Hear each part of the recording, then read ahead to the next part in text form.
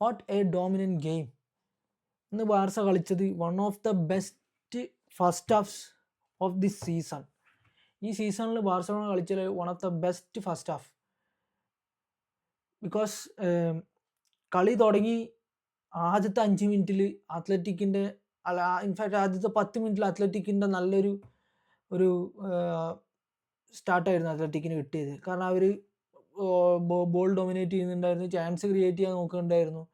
അത് കഴിഞ്ഞൊരു 15-17 മിനിറ്റ് കഴിഞ്ഞതിന് ശേഷം പിന്നെ കളി കംപ്ലീറ്റ് അവരെ കയ്യിൽ നിന്ന് പോയി എന്ന് തന്നെ പറയാം. First Ferran, second Fermin, third Rooney വർദാഗ്ജി, പിന്നെ ഫോർത്തും 4ാമത്തെ ഗോള് അടിക്കുന്ന റാഫിന. അത് ഫിനോമിനൽ ഫിനിഷ്, ഒന്നും പറയാനില്ല. സൂപ്പർ ഫിനിഷും വാട്ട് എ ഗോൾ. പിന്നെ ആ ഗോളും കൂടി അടിച്ചപ്പോൾ ശവപ്പെട്ടിയിൽ ആണി അടിച്ചവരെയായി. കാരണം അവർക്കൊന്നും ചെയ്യാൻ പറ്റുന്നില്ല. അതായത് ഈ അത്ലറ്റിക് ക്ലബിനുള്ള ഒരു ടെൻഡൻസിയാണ്. അതായത് ഒരു 3-4 ഗോൾ കിട്ടിക്കഴിഞ്ഞാൽ പിന്നെ അവർ കളി വിടും. അതാണ് ഒബ്വിയസ്ലി ലാലിഗയിലെ ഒട്ടുമിക്ക ടീമുകളും ചെയ്യുന്ന ഒരു പരിപാടി. കാരണം അത് അവർ ഫൈറ്റ് ചെയ്യാൻ നിൽക്കില്ല. പിന്നെ ഒരു മാക്സിമം ലോ ബ്ലോക്ക് ഇട്ട് ഗോള് കുറയ്ക്കാനാണ് നോക്കുക. പിന്നെ ആരും എക്സ്പെക്ട് ചെയ്തിട്ടില്ല അത്ലറ്റിക് ക്ലബിന് ഈ കളി ജയിക്കാൻ. ഒരു ചാൻസ് പോലും ഇല്ലായിരുന്നു. ബിക്കോസ് അവരെ ലാലിഗയിലെ ഫോം വളരെ പോക്കാണ്. ലാലിഗയിൽ 8ാമതാണുള്ളത്. പിന്നെ അതുപോലെ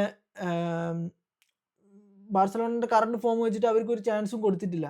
പക്ഷേ അറ്റ്ലീസ്റ്റ് ഒരു ഫൈറ്റ് ഇടുന്നാണ് വിചാരിച്ചത് ഇന്ന്. പക്ഷെ അതുപോലും കാണാൻ പറ്റിയിട്ടില്ല അത്ലറ്റിക് ക്ലബിൻ്റെ സൈഡിൽ നിന്ന്.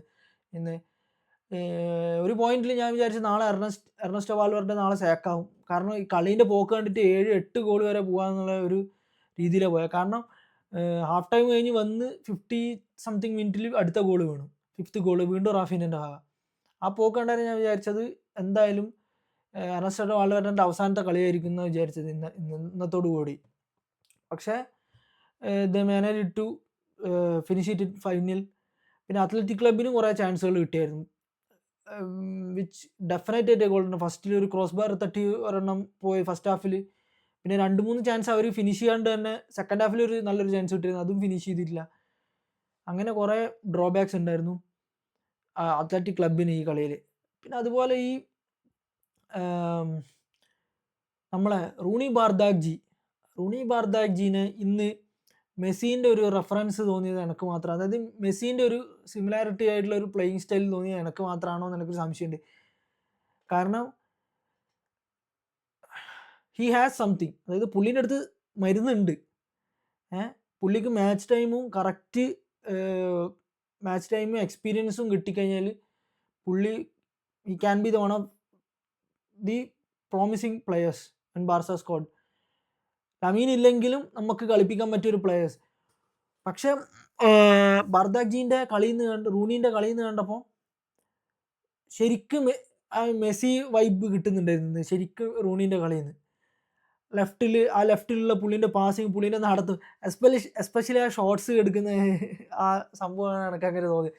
പിന്നെ അതുപോലെ ലാസ്റ്റ് 5ാമത്തെ ഗോളിന് അറ്റാക്ക് ചെയ്യുമ്പോൾ ബോക്സിൻ്റെ അവിടെ നിന്ന് റൂണി ഒരു ഡ്രിബിൾ ചെയ്തായിരുന്നു. കറക്റ്റ് മെസ്സിൻ്റെ ഒരു അത്ലറ്റിക് ക്ലബിനെതിരെ തന്നെയാണെന്ന് തോന്നുന്നത് അങ്ങനത്തെ ഒരു ഡ്രിബിൾ എടുക്കുന്നുണ്ട്. യൂട്യൂബിൽ നോക്കിയാൽ കാണാൻ പറ്റും. പണ്ടത്തെ അതുപോലത്തെ ഒരു dribble. Roony Bardghji is one of the underestimated top talents in Barcelona. മര്യാദയ്ക്ക് നമ്മൾ യൂട്ടിലൈസ് ചെയ്ത് കഴിഞ്ഞാൽ, പ്രോപ്പർ ഗെയിം ടൈമും കൊടുത്ത് യൂട്ടിലൈസ് ചെയ്ത് കഴിഞ്ഞാൽ ഒരു one of the best bench അതായത് സ്ക്വാഡ് പ്ലെയർ ആയിട്ട് തന്നെ നിലനിർത്തിയാൽ മതി. പുള്ളിക്ക് അത് തന്നെ കിട്ടും. പക്ഷെ അത്യാവശ്യം മാച്ച് ടൈമും കൊടുക്കണം. മീൻസ് ലമീൻ അധികം ഓവർലോഡ് കൊടുക്കാണ്ട് പുള്ളീനെ ഗെയിം സെറ്റിലായി കഴിഞ്ഞാൽ പുള്ളീനെ ട്രൈ ചെയ്യുക, പുള്ളീനെ കളിപ്പിക്കുക. അല്ലെങ്കിൽ പുള്ളീനെ വേറെ റോൾ നമ്പർ 10ലേക്ക് വിടുവോ, അങ്ങനെ എന്തെങ്കിലും ചെയ്യുക. അല്ലെങ്കിൽ റാഫിനൊക്കെ പകരക്കാരനായിട്ട് ഇറക്കുക. അങ്ങനെ പല രീതിയിൽ പുള്ളീനെ നമുക്ക് ക്രിയേറ്റീവായിട്ട് ഉപയോഗിക്കാൻ പറ്റണം. അല്ലാണ്ട് വെറുതെ ബെഞ്ചിലിരുത്തി കളയാനുള്ള ഒരു ടാലൻ്റ് അല്ല റൂണി ബാർദാഗ്ജി. അത് ഇന്നത്തെ കളിയോടുകൂടി ക്ലിയർ കട്ടായിട്ട് മനസ്സിലായിട്ടുണ്ട്.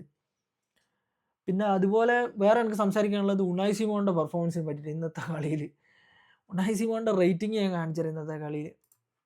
ഈ മച്ചാന് സ്പാനിഷ് ടീമിൻ്റെ ഫസ്റ്റ് ചോയ്സ് കീപ്പറാണ് ഉണായ് സിമോൺ.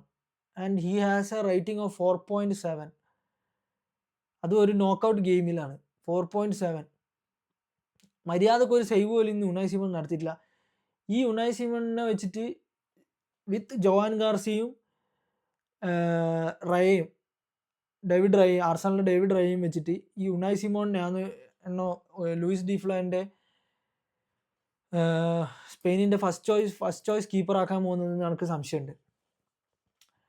ഓഫ് കോഴ്സ് പുള്ളി ഒരു നല്ല കീപ്പറാണ്. പക്ഷേ സ്പെയിനിൻ്റെ ഫസ്റ്റ് ചോയ്സ് കീപ്പർ ആവാനുള്ള ഒരു ഇതും പുള്ളിക്കില്ല. പിന്നെ നമ്മൾ കുറച്ച്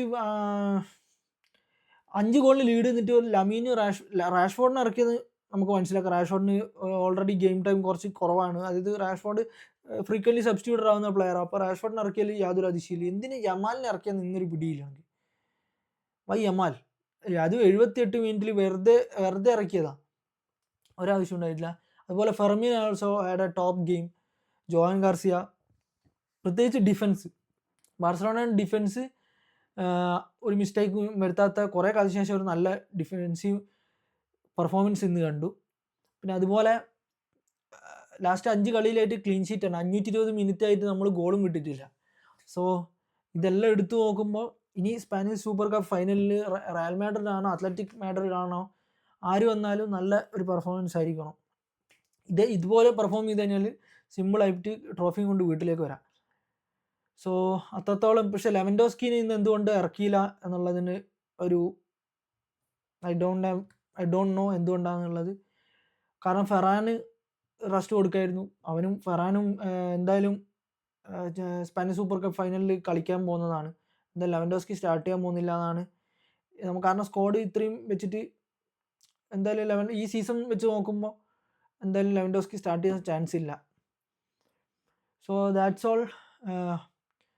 Like, share, subscribe and comment your thoughts on the game on this video.